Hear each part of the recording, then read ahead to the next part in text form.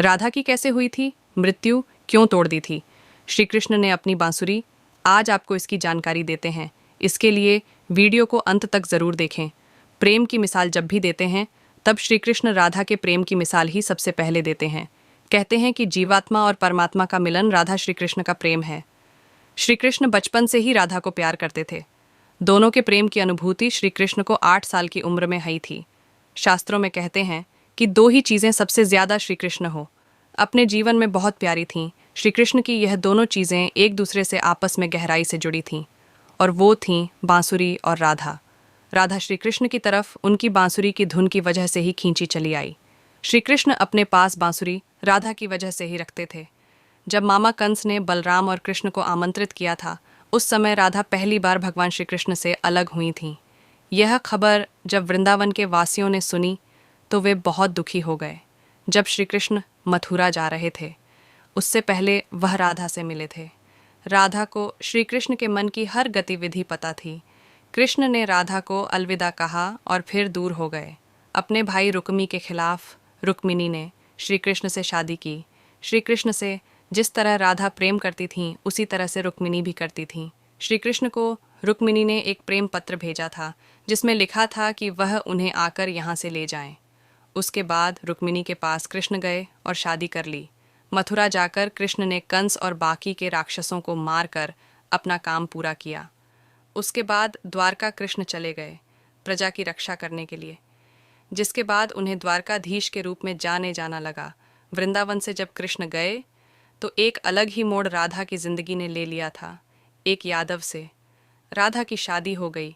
अपने दाम्पत्य जीवन की सारी रस्में राधा ने पूरी की और बूढ़ी भी हो गई, लेकिन कृष्ण के लिए ही उनका मन तब भी समर्पित था। पत्नी के रूप में सारे कर्तव्य राधा ने पूरे किए थे, वहीं अपने दैवीय कर्तव्य भी श्री कृष्ण ने निभाए। राधा जब अपने सारे कर्तव्यों से मुक्त हो गई तब वह अपने प्रियतम कृष्ण से अंतिम बार मिलने पहुंची। उन्होंने कृष्ण की रुक्मिणी और सत्यभामा से विवाह के बारे में द्वारका जाकर उन्हें पता चला, लेकिन वह बिल्कुल भी निराश नहीं हुई। राधा को जब कृष्ण ने देखा ताए वो बहुत ही खुश हुए। एक दूसरे से दोनों ने संकेतों के जरिए काफ़ी देर तक बात की।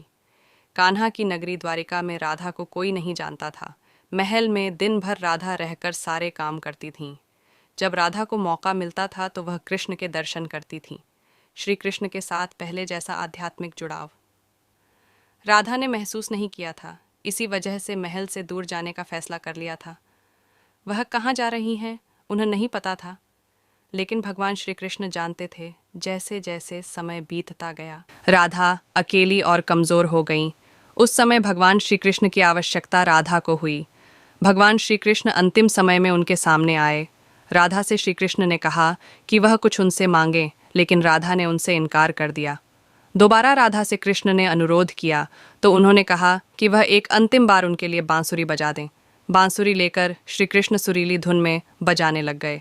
दिन रात तब तक बांसुरी श्री कृष्ण ने बजाई जब तक आध्यात्मिक रूप से राधा कृष्ण में विलीन नहीं हो गई। अपने शरीर को राधा ने बांसुरी की धुन सुनते सुनते त्याग कर दिया। भगवान कृष्ण जानते थे कि उनका प्रेम अमर है। इसके बाद भी राधा की मृत्यु को बर्दाश्त नहीं कर पाए। प्रेम के प्रतीकात्मक अंत के रूप में कृष्ण ने अपनी बांसुरी तोड़ दी और झाड़ियों में फेंक दी। श्री कृष्ण ने इसके बाद से जीवन भर कोई भी वादक यंत्र या बांसुरी नहीं बजाई। शास्त्रों में कहा जाता है कि नारायण ने जब श्री कृष्ण के रूप में द्वापर युग में जन्म लिया था, उस युग में राधा रानी के रूप में मां लक्ष्मी ने जन्म लिया था ताकि उनके साथ वह मृत्यु लोक में रहें।